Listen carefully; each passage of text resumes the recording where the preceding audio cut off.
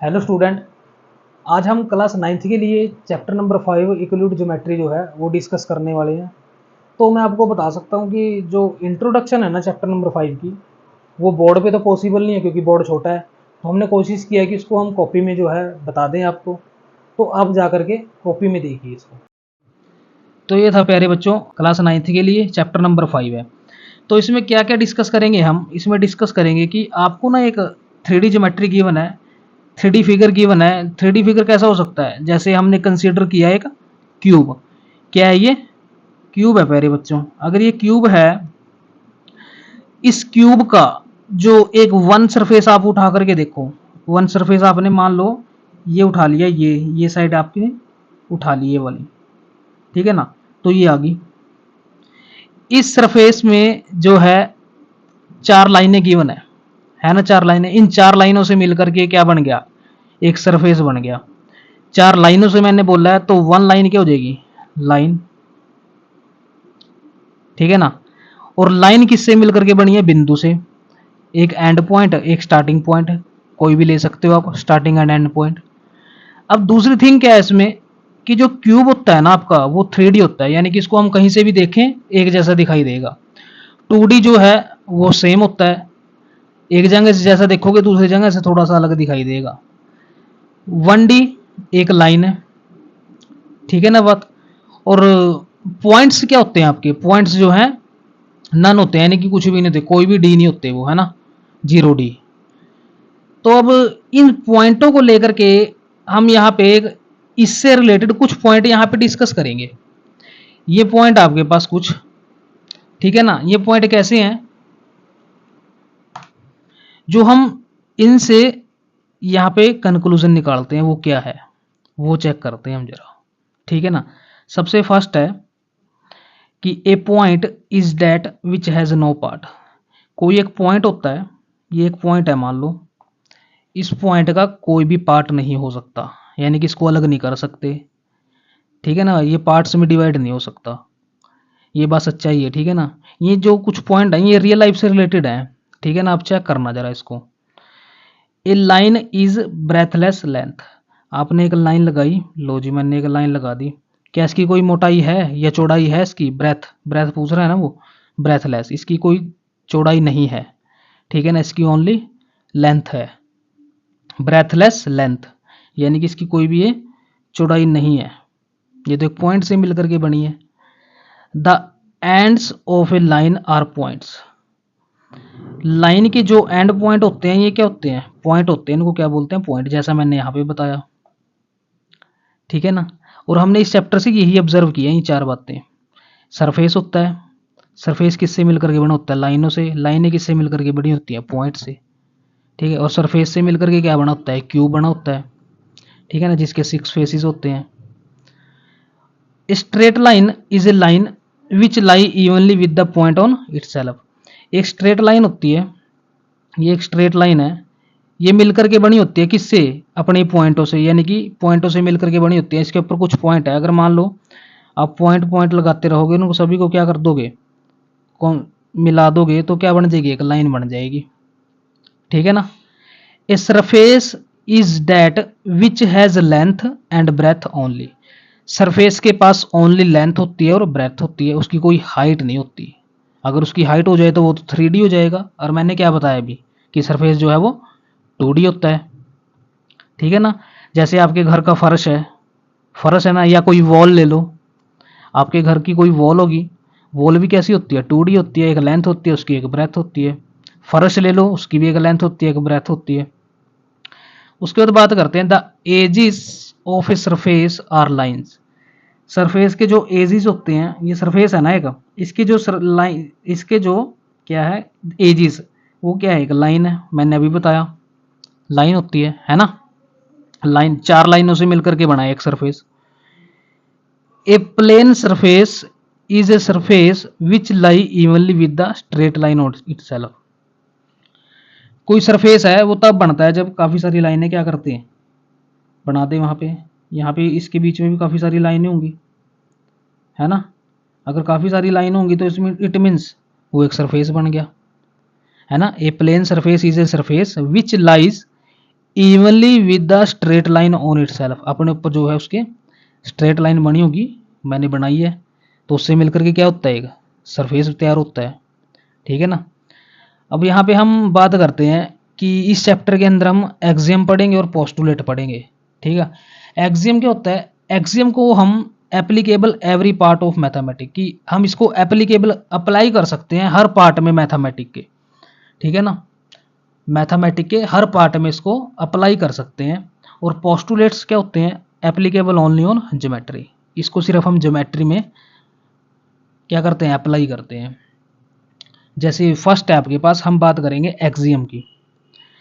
Axiom क्या होता है, एक्सियम होता है thing which are equal to the same thing are equal to one another.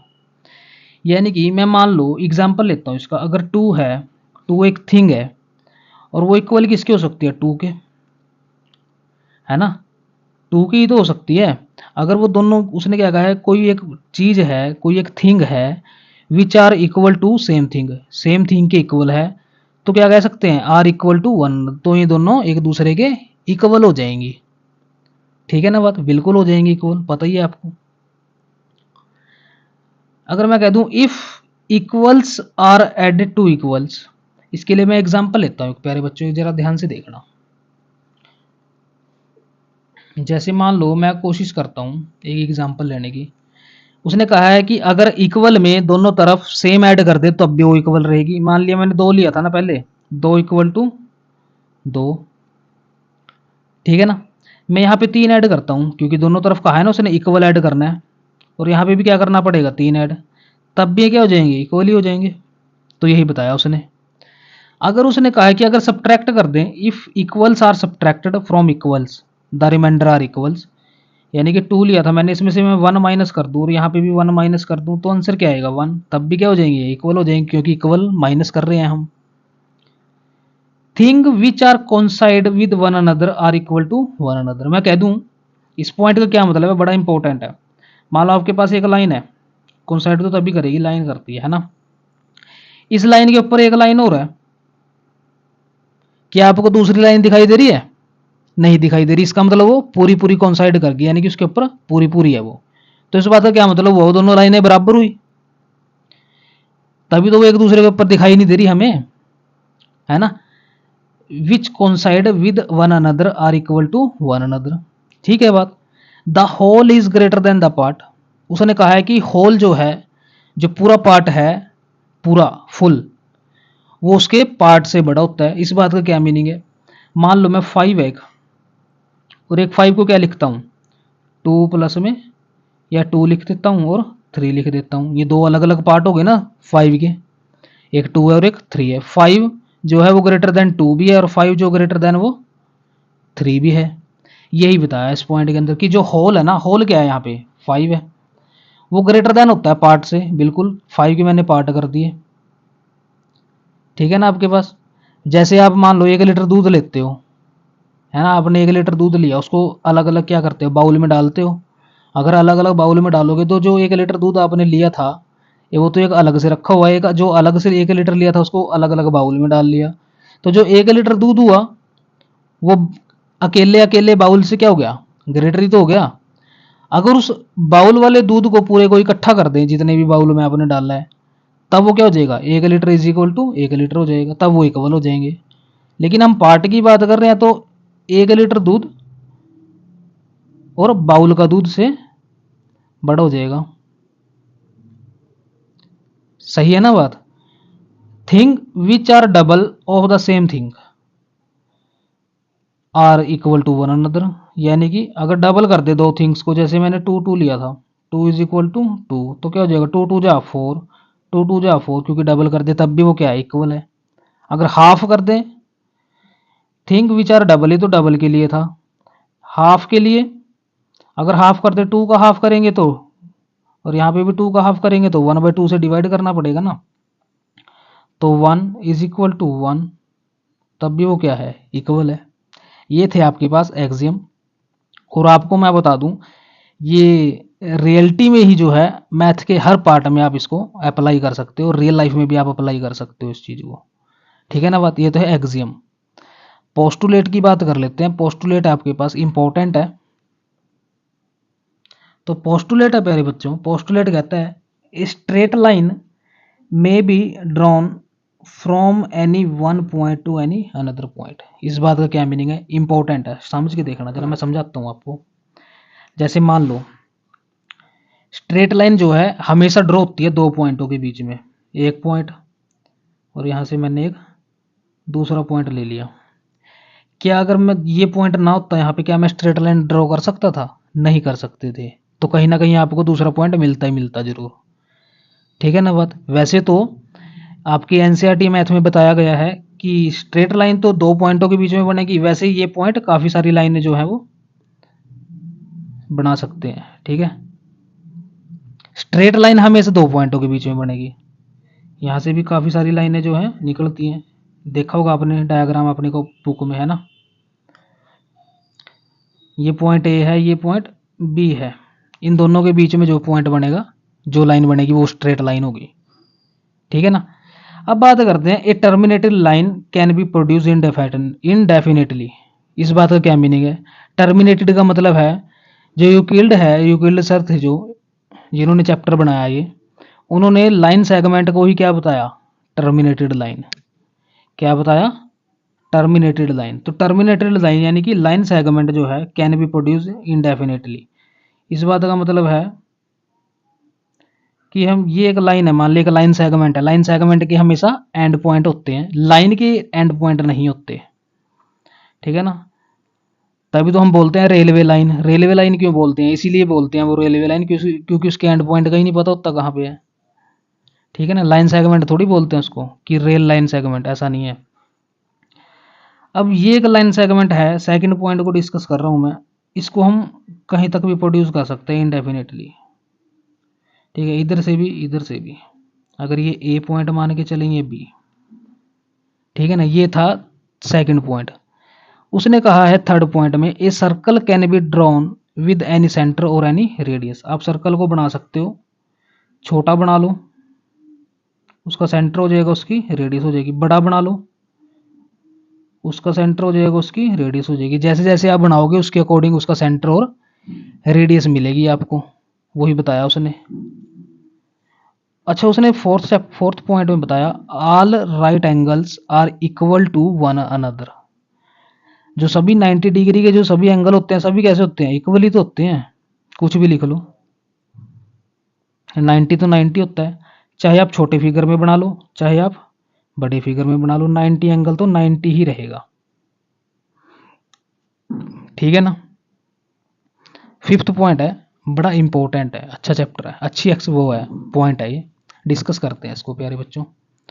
देखो जरा, उसने कहा है एक स्ट्रेट लाइन है जो falling on two lines make the interior angle on the same side of it taken together less than two right angles. यानी कि ये कहना चाहता है, हमारे पास दो लाइनें थी, एक ऐसी और एक ऐसी,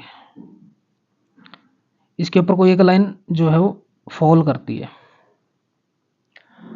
उसने जो है इंटीरियर एंगल बनाए, ये बना दिए।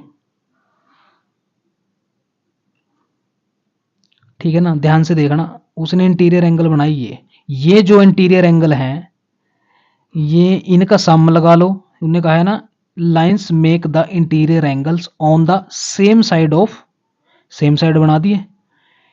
इट टेकन टुगेदर, अगर इन दोनों को इकट्ठे लें, यानी कि अगर मान लो ये एंगल 1 है और ये एंगल 2 है, अगर इन दोनों को इकट्ठे लें